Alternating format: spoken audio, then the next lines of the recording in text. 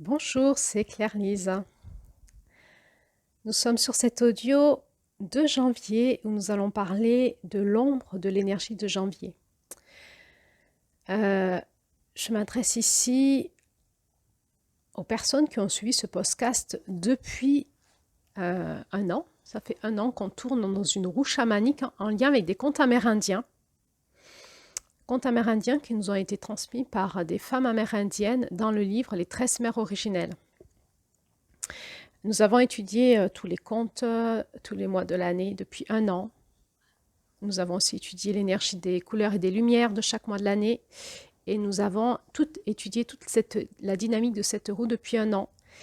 Et là, particulièrement, nous en sommes à la fin de la roue, le mois de janvier étant à la fois le mois du commencement de la roue et de la fin de la porte du Nord.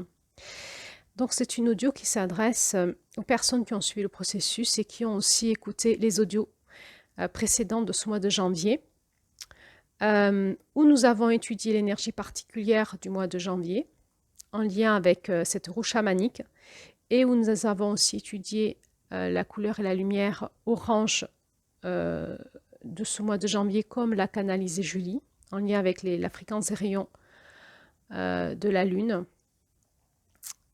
Et nous avons aussi eu deux audios, nous avons particulièrement étudié deux aspects que nous enseigne ce conte amérindien en lien avec l'intelligence de la Terre et le principe de la communication, tisser des liens de parenté. Donc, si vous êtes intéressé de suivre tout cet enseignement sur une année, eh bien, je vous propose de démarrer les audios plutôt sur les énergies de janvier du démarrage de la roue. Et pour cela, je vous propose de retourner sur une autre chaîne YouTube où nous vous proposons avec Julie la rediffusion des audios de cette année de manière rythmée tout au long des mois de l'année. Donc, il suffit d'aller vous abonner à cette chaîne YouTube et vous allez recevoir les notifications chaque fois qu'une audio est republiée. Et comme ça, vous allez pouvoir suivre toute l'initiation encore cette année sur YouTube. Alors, vous trouverez les liens vous ramenant vers cette chaîne YouTube dans les commentaires ou la description sous cet audio. Alors, pour ceux qui ont suivi tout cet enseignement, et donc nous en sommes en train d'écouter ce soir, enfin ce soir pour moi puisque je fais l'audio le soir de la pleine lune, l'ombre de celle qui parle à ses proches, l'ombre de cette énergie du mois de janvier. Alors je rappelle que l'ombre n'est pas les blessures, il y a une audio aussi sur les blessures que vous retrouverez en début de ce podcast. Là, nous allons étudier l'énergie du mois de janvier, mais dans sa polarité inversée. Donc ça fait l'ombre de la lumière. Les blessures, c'est plutôt quand nous sommes traversés par les énergies de la fréquence de la lumière orange. Qu'est-ce que ça peut générer chez nous? Qu'est-ce que ça peut activer chez nous? Si nous avons des espaces blessés qui vont se réactiver sous la fréquence de cette lumière, qu'est-ce que nous pouvons vivre en ce mois de janvier? Donc, là, nous n'allons pas parler des blessures, nous allons parler de l'ombre de l'énergie du mois de janvier. Au niveau électromagnétique,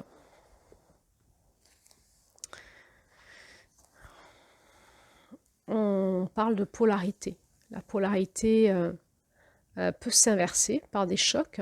Et donc, quand on vit des chocs, on peut inverser nos polarités et finalement exprimer l'inverse de nos qualités.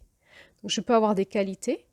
Et si je m'inverse, je vais exprimer les défauts finalement de mes qualités.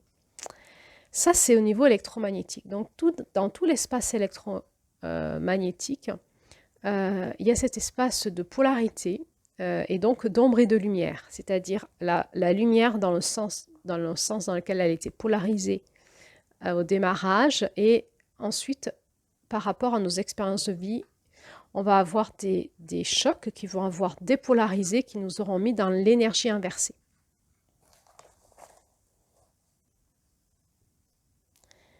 C'est ce qui nous fait vivre, c'est ce qui nous fait vivre dans notre vie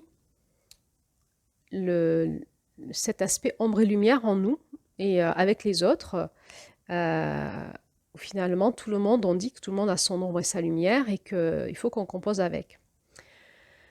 Au niveau spirituel, certaines personnes disent qu'il n'y a pas d'ombre sans lumière et de lumière sans ombre et qu'elles fonctionnent ensemble.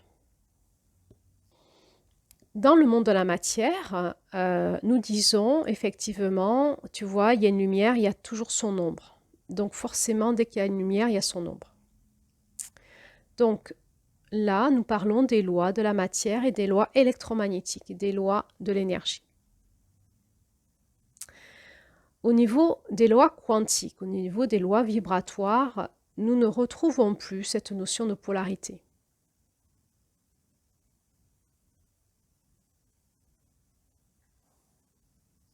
Finalement, la lumière fait une ombre quand elle rentre dans l'espace électromagnétique et dans la matière. Au niveau vibratoire, nous allons retrouver, c'est un espace, dans l'espace vibratoire où n'existe que ce que l'on regarde.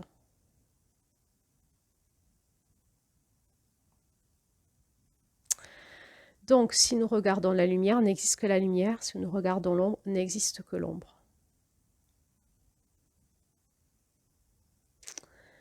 L'espace vibratoire, c'est un espace d'information qui est activé par quelque chose et qu'on peut transmuter en permanence.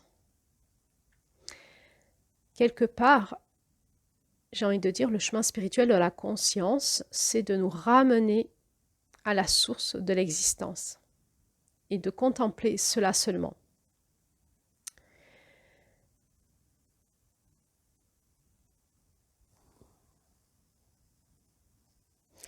Qu'est-ce que cela veut dire? Cela veut dire que dans l'espace de la conscience, nous choisissons ce que nous voulons vivre. Forcément, si nous nous calons sur une lumière particulière, nous allons en avoir la conscience, l'intelligence, l'envie forte, les qualités en nous, l'envie forte de pouvoir servir cette fréquence-là sur Terre. Forcément, quand cette fréquence va rentrer dans notre espace électromagnétique, eh bien, nous allons aussi vivre en même temps son ombre. Et dans cet espace-là, dans l'espace émotionnel, dans l'espace de l'âme, nous allons donc être forcés d'apprendre notre médecine de la fréquence duquel nous avons fait allégeance. Et nous allons être obligés de savoir maîtriser la lumière et l'ombre qui va avec, pour en être les maîtres.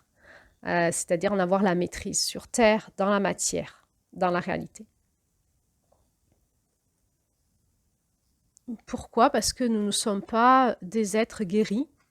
Et dans notre espace électromagnétique, c'est un espace qui est blessé. Et quand cette lumière rencontre nos espaces blessés, elle va s'inverser, elle va faire de l'ombre en nous. Donc, chaque fois qu'on exprime notre ombre, on exprime finalement les blessures qui sont traversées par la lumière dont nous avons le potentiel. Donc, on va essayer un petit peu de comprendre quelle est l'ombre de la lune de janvier pour mieux en maîtriser, j'ai envie de dire, les potentiels ombre et lumière et mieux comprendre ce que nous vivons sur Terre. La lune de janvier, la fréquence orange, c'est une fréquence qui nous ramène au féminin divin, à la source de toute chose, à l'infiniment grand, l'infiniment petit, à cette unité dans l'espace quantique où tout ce qui est infiniment grand se retrouve dans l'infiniment petit.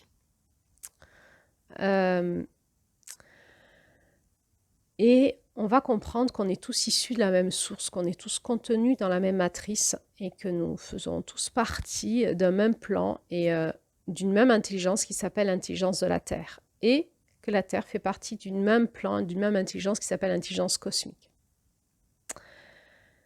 Donc, tout simplement, l'ombre de janvier, c'est d'avoir complètement perdu la connexion à la source, à ce féminin divin, à cette matrice, à la source de toute chose et à l'unité. C'est de se sentir et de prêcher et de cultiver l'idée que nous sommes tous séparés et que nous devons nous débrouiller seuls, que nous ne sommes pas reliés. Donc, qu'est-ce que ça va générer chez nous? Un sentiment d'extrême solitude, on a vu dans ce contexte, ça va générer des ruminations du mental, de la frustration, une difficulté à communiquer avec les autres, avec cette sensation que jamais personne ne nous comprend, que nous sommes seuls et que nous sommes séparés, que les autres sont différents de nous. L'ombre de janvier, c'est l'énergie sur Terre qui nous fait croire en fait que l'homme, en fait, l'être humain, a tous les droits sur cette planète, qu'il est une race supérieure qui domine sur les animaux, sur les végétaux, sur les minéraux et même sur la Terre elle-même et peut-être même dans le cosmos, et que c'est lui qui décide avec sa volonté propre, sans conscience des conséquences qu'il va y avoir pour l'unité de l'écosystème. C'est la perte de connexion à l'unité par les cœurs, c'est la séparation. Hein. On est séparés de nos cœurs, on ne sait même plus. On ne sait même plus qu'on a un langage commun dans le cœur, on ne sait même plus parler avec notre cœur, communiquer avec la nature, avec les éléments aussi, avec le temps, les orages, voilà.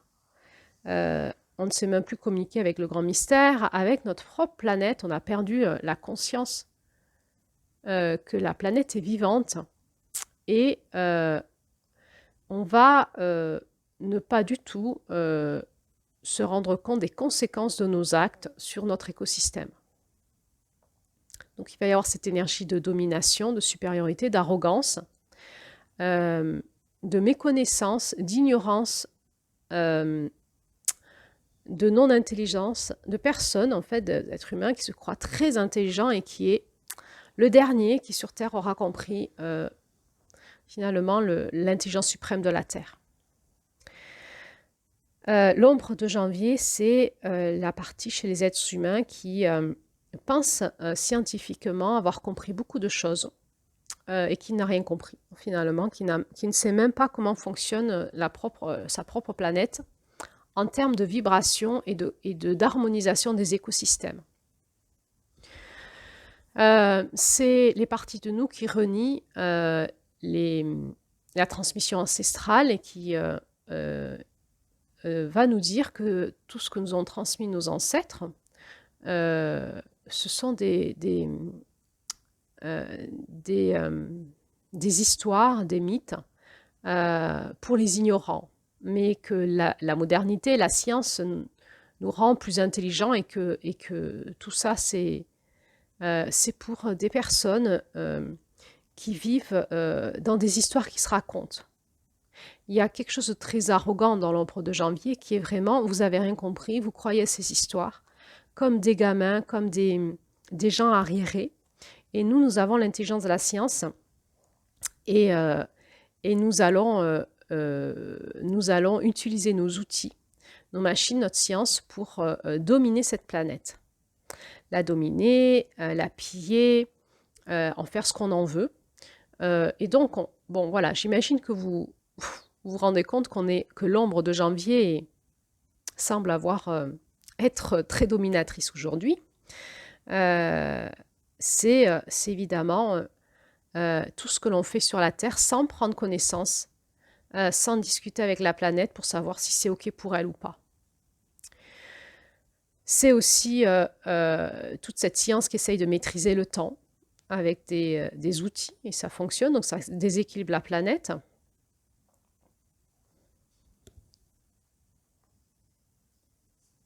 C'est la méconnaissance que la planète a des cycles d'évolution et qu'elle se régule avec le climat et qu'elle peut vivre des grands cycles d'évolution et qu'elle a peut-être déjà vécu des grands cycles d'évolution, probablement, où les êtres humains ont déjà été exterminés plusieurs fois, en fait, de sa surface.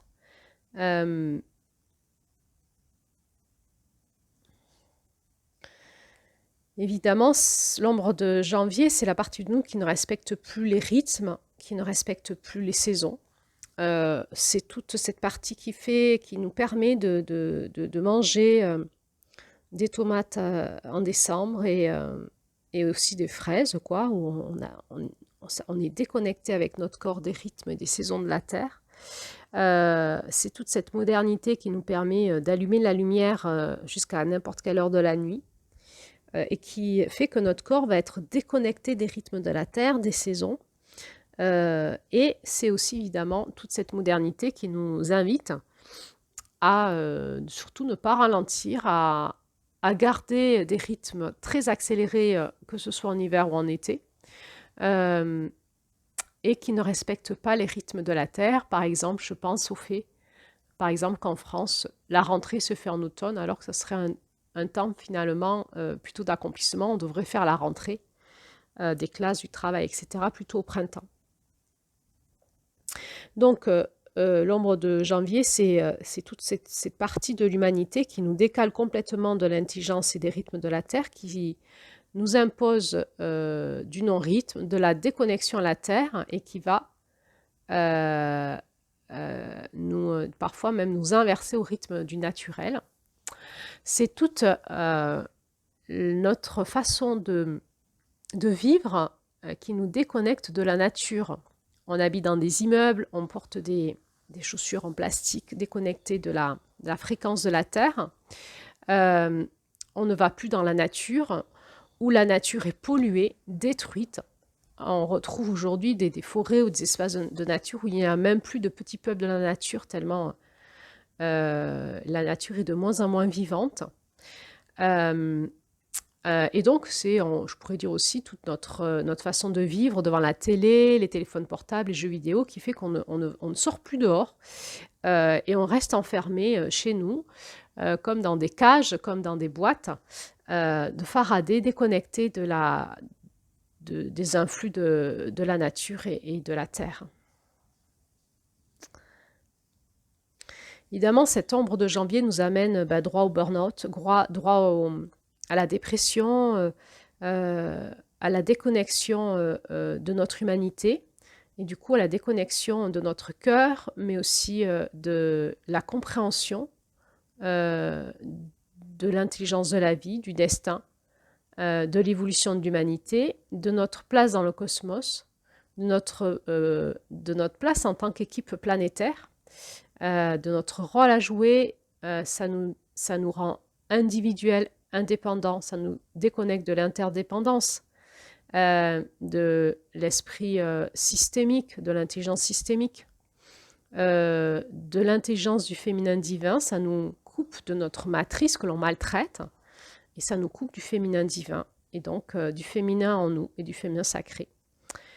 Et ça nous rend de plus en plus masculin, en lien avec l'intelligence de l'esprit, mais de l'esprit du néocortex, pas de l'esprit sain, de l'esprit du néocortex, qui fait qu'on va essayer de maîtriser les choses, de les réfléchir, de les calculer, de les probabiliser. C'est ce qui nous fait mettre des intentions, non pas avec notre cœur et l'écoute de la terre et l'écoute de l'écosystème, mais des intentions avec notre volonté propre. Ça va nous faire entrer dans ce masculin dévoyé, et ce qui fait que les hommes vont de plus en plus devenir des hommes dévoyés, les femmes de plus en plus des femmes masculines, déconnectées de l'intelligence de leur corps, de la nature, de leur utérus. L'ombre de la lune de janvier, hein, c'est toute cette matrice hein, on dit que la Terre est prise dans une matrice de l'ombre, mais c'est ça. La Terre va se charger, non pas en intelligence, de toute notre évolution et de toutes les intelligences qu'on est censé capter en tant qu'être humain du cosmos pour les redonner à la Terre. Au lieu de se charger de cette intelligence, cette évolution de l'humanité, elle se charge de nos bêtises.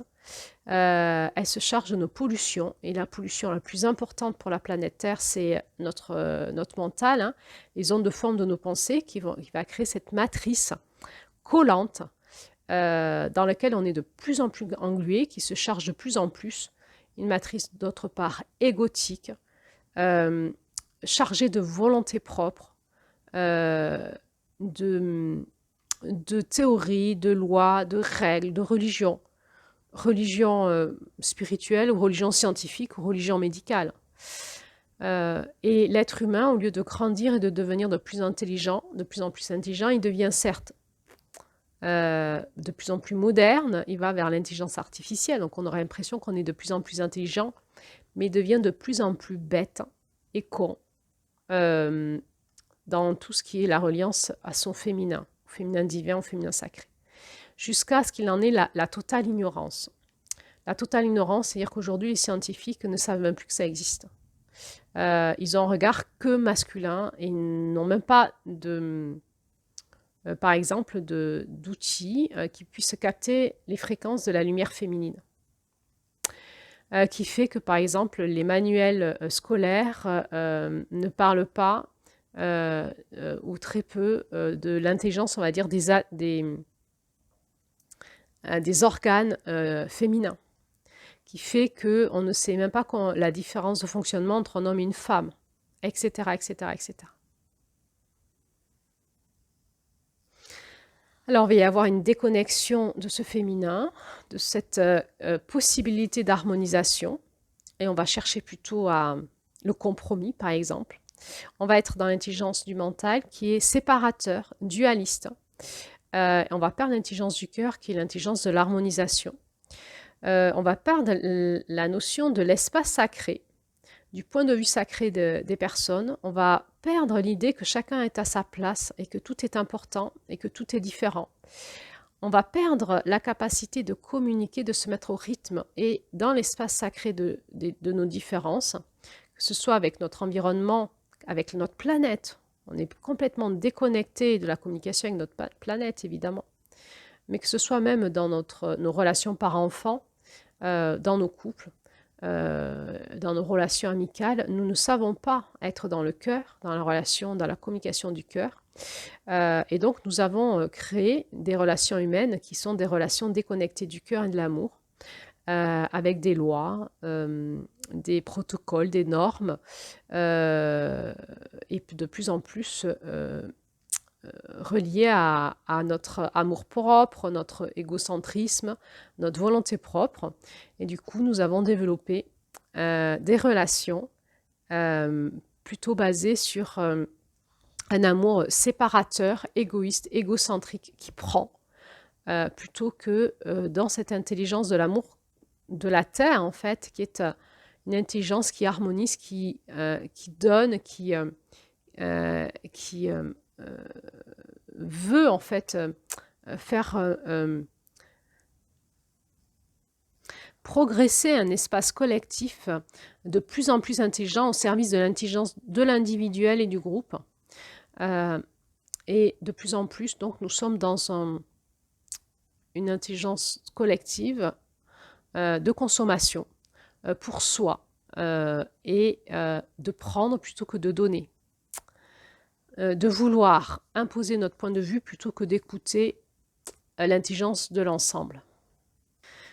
Alors, déconnecté de notre cœur, déconnecté de l'intelligence de l'amour du grand mystère, de l'intelligence du cosmos, de l'intelligence du lien entre la planète et les étoiles, de l'intelligence de notre propre planète, déconnecté de notre propre intelligence, de celle de notre corps, de notre cœur, déconnecté de l'intelligence du lien humain, déconnecté de l'intelligence de la vie, de l'intelligence de notre écosystème, eh bien, nous devenons de plus en plus bêtes, imbéciles, imbéciles heureux qui se croient très intelligents. On en est là. Donc l'ombre de janvier, on y baigne dedans. Alors, on comprend bien qu'il y a une inversion qui se fait petit à petit, grâce entre autres peut-être au chamanisme, où il y a une tentative peut-être de revenir de se reconnecter à cette intelligence. Et dans un premier temps, on peut se reconnecter à l'intelligence de la planète, peut-être comme un bébé le ferait avec sa maman. C'est-à-dire, on va peut-être chosifier la Terre, la projeter comme une maman, comme un mythe, sans vraiment être vraiment dans son intelligence, c'est-à-dire sans vraiment être vraiment connecté dans notre corps, dans notre cœur. Et on va projeter sur elle, en fait, toutes nos blessures de déconnexion à l'incarnation. Parce que l'ombre finale hein, de cette mère de janvier, c'est vraiment l'incompréhension du mystère de l'incarnation, du mystère des corps, et parfois un rejet total de la matière.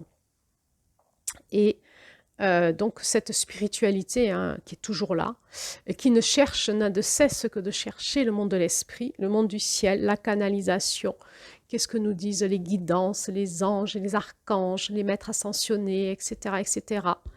On reçoit ainsi des conseils du ciel avec des injonctions. N'ayez pas peur, faites ci, faites ça. Pensez ci, pensez ça. Et je ne sais pas vous, mais quand on écoute des canalisations comme ça, une fois qu'on a éteint la vidéo, on a tout oublié, ça ne nous sert à rien. Ça ne nous sert à rien, ça ne nous rend pas plus intelligents. Qu'est-ce qui se passe? Qu'est-ce qui se passe?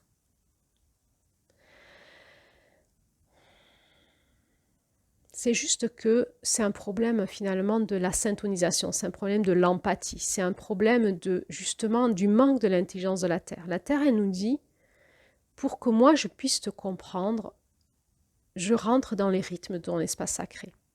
Et je vais communiquer avec toi dans quelque chose qui te parle. C'est exactement ce que font pas ces guidances en fait.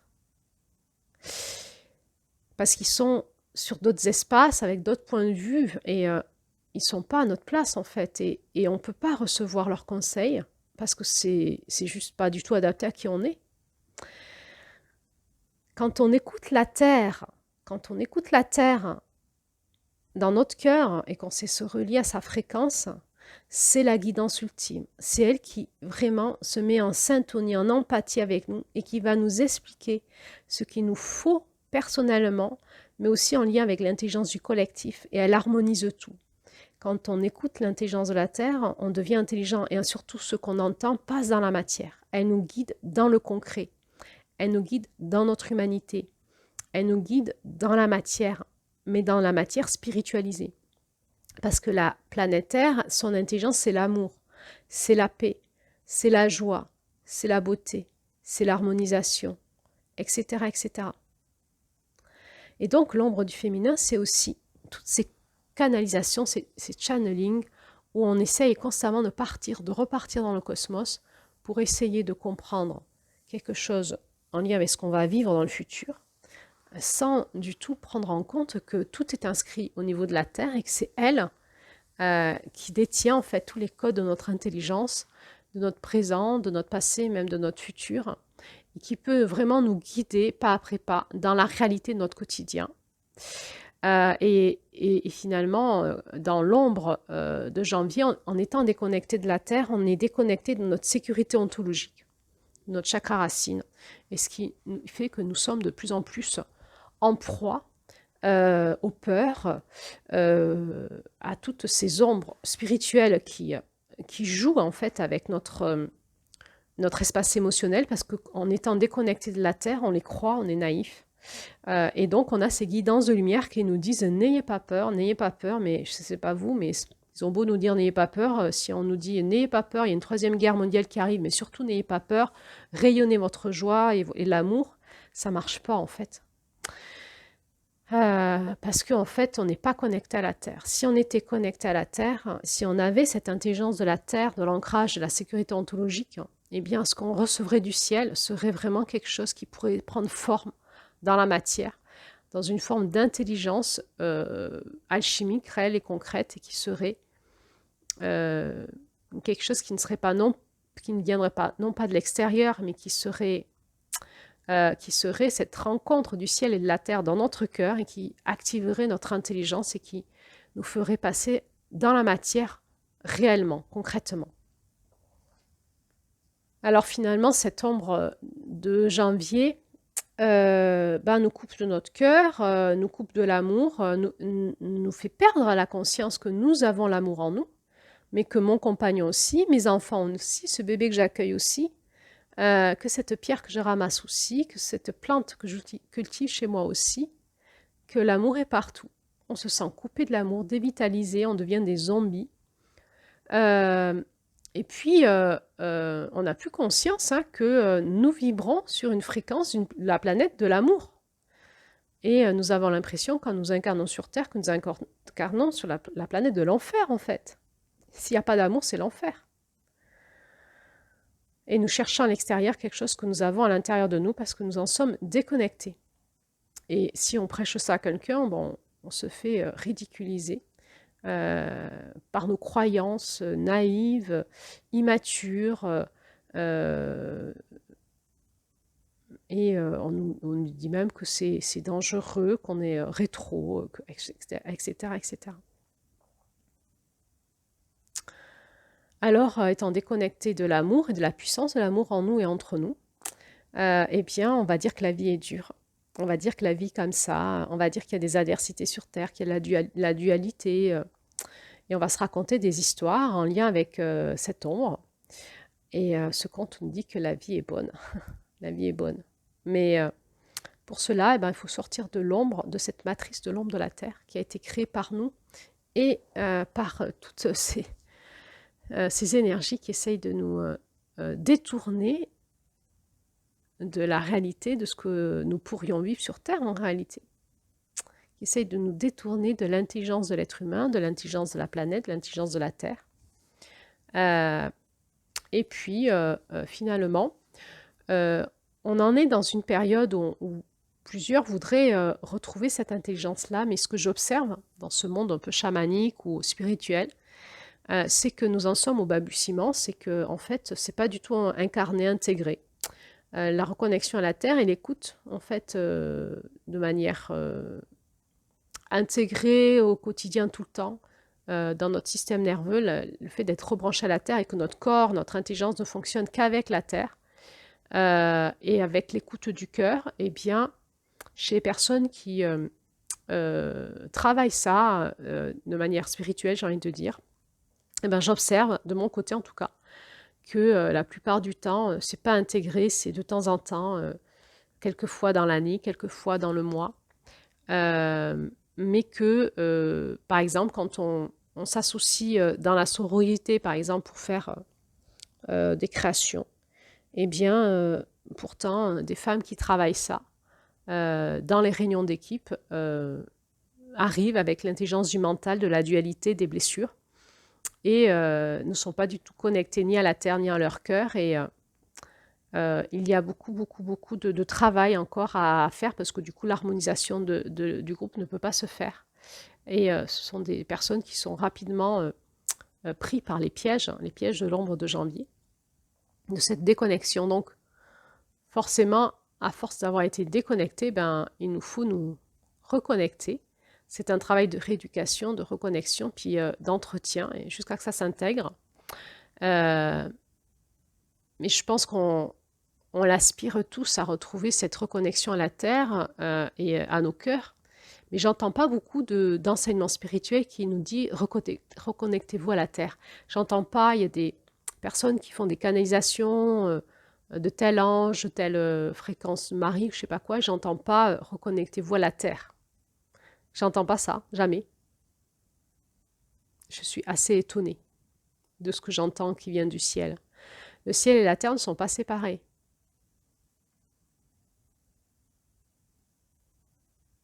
Pourtant, la quête du Graal, pour moi, c'est ça.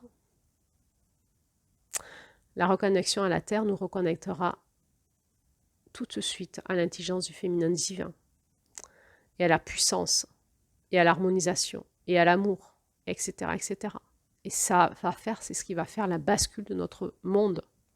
La bascule vers ce nouveau monde se fera quand il y aura suffisamment de personnes qui seront à l'écoute de la terre et de leur cœur, et qui seront incarner leur lumière dans leur corps en lien avec la terre et leur écosystème.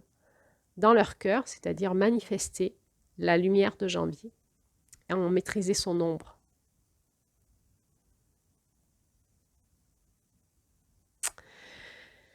Voilà ce que je pouvais vous dire aujourd'hui sur l'ombre de janvier. Et quand j'écoute ce que me dit cette fréquence de cette pleine lune de 2025, elle me dit, de cette pleine lune de janvier 2025, elle me dit, tant que les êtres humains ne s'ouvriront pas dans leur cœur à la volonté d'apprendre dans l'humilité et de laisser de côté leurs croyances, de laisser de côté la posture du sachant eh bien l'humanité ira à sa perdition. C'est vraiment cette arrogance qui fait que nous allons vers des jours chaotiques. Et il est temps, j'entends, il est temps que nous puissions nous inverser dans notre cœur, nous repolariser dans l'autre sens, ouvrir notre cœur, comprendre qu'on ne sait rien, tout réapprendre et se laisser guider. Parce que il y a énormément de potentiel qui est là en attente, de potentiel sur cette terre, et aussi entre nous en tant qu'êtres humains. Il y a énormément de belles âmes aujourd'hui sur Terre, mais qui sont déconnectées de la Terre, déconnectées de l'intelligence de la Terre en lien avec leur corps, et qui sont encore trop tournées vers le ciel, trop tournées vers le masculin. Et donc il est temps de revenir à l'intérieur de nos corps pour rencontrer ce féminin. Et à travers ce féminin, se reconnecter à la Terre, et à travers la reconnexion à la Terre, se reconnecter au féminin divin, à la puissance du féminin divin, qui nous ramènera dans cette intelligence de janvier qui est vraiment l'harmonisation de toute l'intelligence de chacun, dans une équipe qui gagne, qui s'épanouit, qui augmente en richesse, et cela de manière éternelle, pour la jouissance de tous. Oui, je vais mettre entre parenthèses encore quelque chose. Il y a une ombre de janvier, c'est la croyance d'imaginer que si nous retournons quelque part dans un monde paradisiaque, eh bien nous allons nous ennuyer. Et on comprend avec la fréquence de ce conte que c'est justement l'inverse. C'est infini, on ne cesse d'apprendre, de grandir, d'avoir de nouvelles connaissances, compétences. Et c'est un espace de richesse incroyable. Alors, je finirai cet audio en disant, puissions-nous avoir l'humilité de ce féminin divin qui sait qu'elle ne sait pas, que tout change en permanence, que l'intelligence de chacun est différente, et que pour pouvoir y accéder, il faut pouvoir se mettre au rythme et la fréquence de l'autre dans son espace sacré. C'est ce qu'on appelle l'empathie, c'est ce qu'on appelle aussi se mettre en syntonie. Et ça nous demande beaucoup d'humilité, beaucoup d'écoute, pour pouvoir comprendre qui est l'autre, son intelligence, et pouvoir s'harmoniser avec lui pour faire fructifier la richesse en nous et entre nous. Alors, eh bien,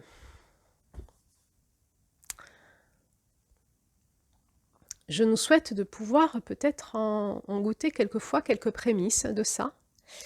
Et je vous dis à bientôt pour la prochaine audio. La prochaine audio sera l'audio sur le couple versus la fréquence de janvier. Et puis, il y aura ensuite cet audio sur la préparation pour aller vers la 13e lune. Alors, je vous dis encore à bientôt pour la suite.